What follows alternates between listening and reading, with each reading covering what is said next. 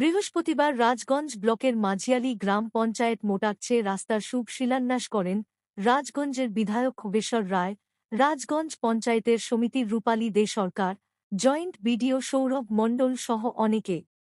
নতুন এই রাস্তা তৈরি হবে আমবাড়িহাতিমোড় রাজ্যের সড়কের মোটাগজ থেকে রায়সাহেব পঞ্চানন বর্মার উপনয়নের কোর্তোয়া ঘাট পর্যন্ত। মোট দৈর্ঘ্য ১.৭ কিলোমিটার।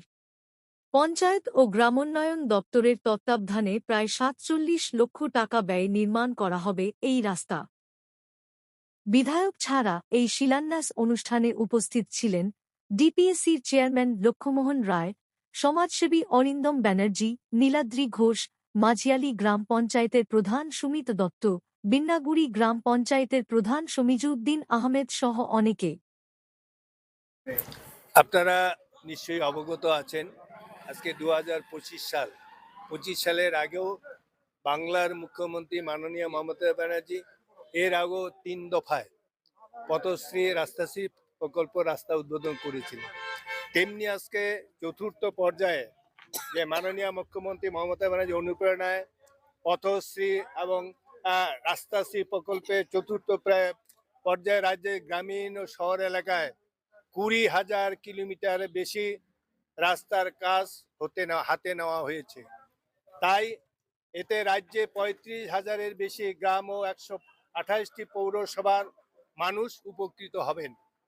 ২০২০ সাল থেকে এই প্রকল্পে ৪টি পর্যায়ে সামগ্রিকভাবে ১৯,৪০০ কোটি টাকা বরাদ্দ করে রাজ্য সরকার ৫৯,০০০ কিলোমিটার বেশি রাস্তা নির্মাণ করেছে।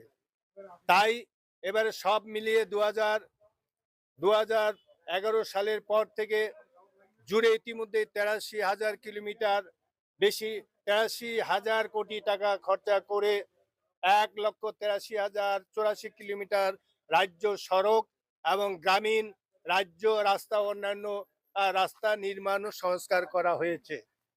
তাই যেটা ভাবি যে পথশ্রী রাস্তাশ্রী প্রকল্পে ব্লক পর্যায়ে যেন আমাদের ব্লকে রাজগঞ্জ ব্লকে আজকে কেবল 1.৭০০ কিলোমিটার টোটাল রাস্তা হবে ৭২ কিলোমিটার। আমাদের ব্লকে টোটাল রাস্তা হবে ৭২ কিলোমিটার রাস্তার কাজ হাতে নেওয়া হয়েছে। সাধারণ মানুষ, কৃষক, ব্যবসায়ী, শিক্ষার্থী, স্বনির্ভরদের, রোগী, প্রসূতি মা সবাই এর সুফল পাবেন। এছাড়া এই রাস্তাগুলির মানুষের ব্লকের অর্থ কার্ড ধারক বাহির ব্যক্তিরাও কাজ পাবেন। তাই এই যে কাজটা যেটা হচ্ছে আপনারা নিশ্চয়ই জানেন, কেন্দ্রীয় সরকার বিজেপি সরকার আজকে ২০২১ সালের পর থেকে যেমন ১০০ দিনের কাজের টাকা বন্ধ করে দিয়েছে, তেমনি বাংলার আবাস যোজনা ঘরও বন্ধ করে দিয়েছে। কিন্তু আপনারা নিশ্চয়ই দেখেছেন ২০১২ সালে ২ বছর আগে, আজকে এটা ২৫ চলছে ২৩-এ পঞ্চায়েত নির্বাচনের পরে আজকে মামাটি মানুষের সরকারের মুখ্যমন্ত্রী মাননীয় মমতা ব্যানার্জি রাজ্য সরকারের তহবিলে প্রায় ১০০ দিনের কাজের টাকা অলরেডি যারা কাজ করেছিল, যারা পায়নি তাদের প্রত্যেকের টাকা অ্যাকাউন্টে কিন্তু ঢুকিয়ে দিয়েছে।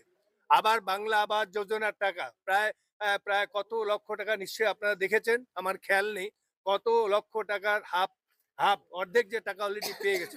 আরো নতুন করে বাংলা আবাস যোজনার টাকা আবার কিছুদিনের মধ্যে ছেড়ে দেওয়া হবে। তাই যেটা আমি দেখতে পেয়েছি, যেটা সত্যি আমি সিদ্ধার্থ শঙ্কর রায়কে দেখেছিলাম কংগ্রেস আমলে, তারপরে তখনই আমার চাকরি, তারপরে জ্যোতি বসুকে দেখলাম, তারপরে বুদ্ধদেব ভট্টাচার্যকে দেখলাম, তখন কিন্তু আমি এলাকার বিধায়ক ছিলাম। তখন এই এলাকার মানুষ নির্বাচিত করে আমাকে বিধানসভায় পাঠিয়েছে। তাই ৩টা মুখ্যমন্ত্রী দেখলাম, কিন্তু ২০১১ সালে ২,২০,০০০ টাকা ঋণ নিয়ে পশ্চিমবঙ্গ সরকারের দায়িত্ব ভার গ্রহণ করেন মমতা ব্যানার্জি।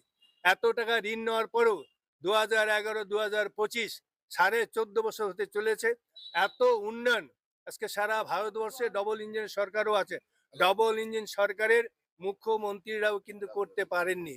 কিন্তু দেখিয়ে দিয়েছেন সিঙ্গেল ইঞ্জিনের সরকার মামাটি মানুষের সরকারের মুখ্যমন্ত্রী মাননীয় মমতা ব্যানার্জি শুধু রাস্তা না, পথশ্রী না, পিডব্লিউডি না, এসআরডিএ না, আজকে এসজিডিএ না, তারপরে এসজিডিএ বিভিন্ন এনবিডিতে যত রাস্তার কাজ করা হয়েছে, তারপরে বিভিন্ন প্রকল্প আপনারা দেখেছেন ৫৯টি প্রকল্প, প্রত্যেকটা মানুষ কন্যাশ্রী, শিক্ষাশ্রী, লক্ষ্মী ভাণ্ডার, এই যে মানুষ কাজ পাচ্ছে, তার জন্য সাধারণ পশ্চিমবাংলার মানুষ, প্রত্যেক গ্রামের মানুষ, কৃষক মানুষ সবাই কিন্তু আনন্দিত, সবাই আপ্লুত।